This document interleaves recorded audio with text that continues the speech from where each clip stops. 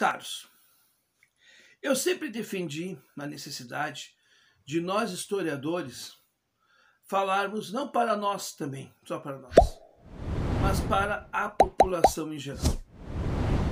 O professor de história, e aí meus caros, o professor de história, ele não é simplesmente uma pessoa que conhece nome, data e sabe toda a linha do tempo. Ele não é um cara que fica preso à cronologia. Embora a cronologia dos fatos seja muito importante, mas mais do que a cronologia dos fatos, é importante entender o contexto das coisas. E quando a gente entende o contexto das coisas, a gente começa a perceber como elas funcionam, a gente amplia o nosso horizonte reflexivo. O brasileiro hoje não consegue fazer uma reflexão porque ele não ampliou o seu horizonte, porque ele está preso a clichês e a preconceitos. E a desconstrução disso só se faz com conhecimento. Não é simplesmente você chegar e botar um rótulo na testa da pessoa. Gado, fulano é isso, fulano é aquilo. É a gente conversar com as pessoas e mostrar para ela as situações que estão acontecendo e mostrar para ela uma outra perspectiva que talvez ela não perceba. Então, o momento histórico nosso é um momento de profundo, e estou falando especificamente do Brasil, de profunda desvalorização do saber das ciências humanas. Inclusive, há um discurso de ódio, né, feito pelo Bolsonaro e pelos seus aliados com relação às ciências humanas no Brasil. Tanto é que essa reformulação trágica que tira a filosofia da grade para colocar a educação financeira. Eu acho que a educação financeira deveria estar na grade junto com a questão também, né, com a questão da filosofia, qual o problema. Mas se convencionou e se fez toda uma figura assim caricata das ciências humanas no Brasil.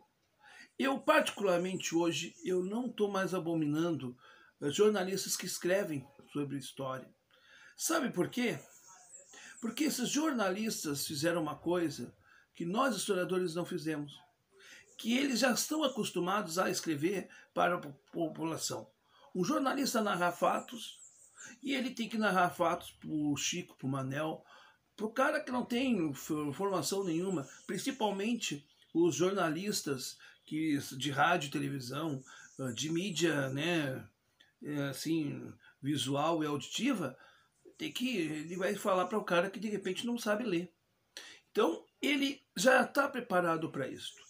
E de vez em nós ficarmos, e muitas vezes a gente vê isso, eu vi muito isso, os historiadores brigarem com os jornalistas, né, porque os jornalistas falam, né, e aí eles estão invadindo o campo da história. Talvez a gente poderia trazê-los para o nosso lado, trazê-los igualmente para o campo da história, e a gente aprender com os jornalistas o que eles sabem fazer de melhor, que é escrever, que é falar para pessoas leigas. E aí, quem sabe, a gente poderia até fundar no Brasil uma corrente que misture o jornalismo com a história.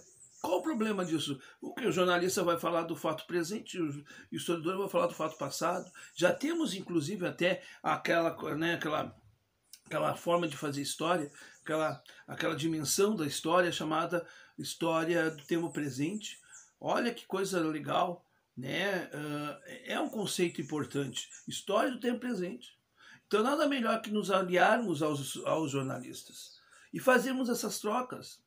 E quem sabe a gente amplia o leque, como já tem, por exemplo, a psicohistória. Olha que coisa linda, a mistura do conhecimento psicológico, né, com o conhecimento histórico é importante demais, porque a gente consegue entender o comportamento humano. Né? Quando a gente consegue fazer uma história das mentalidades e entender o coletivo de uma população. Olha que coisa interessante. E aí, gente, a gente tem que conversar com o sociólogo, com o psiquiatra, com o antropólogo, com o geógrafo. Ampliar o conhecimento significa também ampliar o diálogo. E aí, meus caros, quando eu falo de história, para as pessoas que nunca leram um livro de história, eu digo para elas o seguinte. Primeiro, você é sujeito da tua própria história. Segundo, história não é só aquela que está nos livros. Você é um sujeito histórico. E terceiro, que a história ela é fundamental para entender o desenvolvimento humano, mas só ela também fica muito raso. Por isso que a gente precisa entender o desenvolvimento das sociedades, vem a sociologia nos ajudar. Entender o pensamento humano, nada melhor que a filosofia. Entender a formação da humanidade, e aí nada melhor que a mãe de todas as ciências humanas, que é a antropologia, que tem lá seu braço social também e tem o seu braço cultural. Quando também nós precisamos também fortalecer neste Brasil, né? E penso que a gente tem que falar mais de história política, mas não uma história política que só fala da relação do poder no Brasil, mas uma história política que relacione este poder com o cotidiano do brasileiro. Porque, afinal de contas, a gente tem aí a nova história cultural e muito se prendeu a coisas relacionadas às artes, relacionado ao patrimônio edificado, que é importante, sem dúvida nenhuma, mas também fazer uma nova história cultural que olhe a política como um fenômeno de transformação de uma sociedade. E que essa transformação da sociedade não se dá somente nos palácios governamentais. Ela também permeia as relações comezinhas, as relações do cotidiano.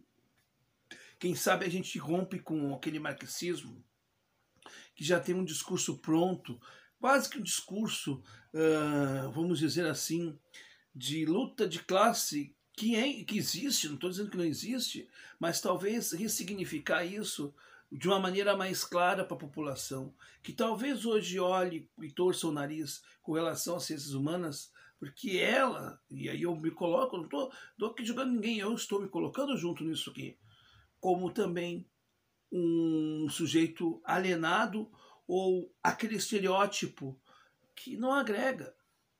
É preciso fazer história nesse país, fazer um discurso histórico que seja também mostrando o presente. Porque o discurso histórico não pode estar congelado no passado. E não vai ficar no futuro, porque o historiador não é futurista, né? Futurista, melhor dizendo. Mas ele é alguém que mostra o que aconteceu no passado e pode dar um caminho para a gente transformar o presente. E este é o momento para a gente fazer isto. Porque o que nós estamos vendo é uma sociedade desorientada, mal educada, individualista. E nós, historiadores brasileiros, nós que tivemos a oportunidade de ir para os bancos escolares e universitários, nós temos que popularizar o conhecimento de história. Não vulgarizá-lo, mas popularizar ele, de maneira que as pessoas consigam entender o que estamos falando. De maneira que a gente precisa dizer para elas que talvez o que elas acham que são conceitos são preconceitos, são clichês. E tudo isso é uma questão de tempo. Não é de um dia, não é de um ano, é de muito tempo. Mas a gente tem que começar e dar um pontapé inicial nisso para transformar a sociedade brasileira numa sociedade muito civilizada, muito mais do que ela é hoje. Porque se nós deixarmos esta burrice congênita tomar conta, né, da nossa sociedade, nós estaremos sim fadados a um fracasso, não econômico somente, mas também cultural. E uma sociedade que fale nos seus conceitos culturais é uma sociedade também morta por natureza. Viva a história, viva a reflexão, viva o pensamento analítico.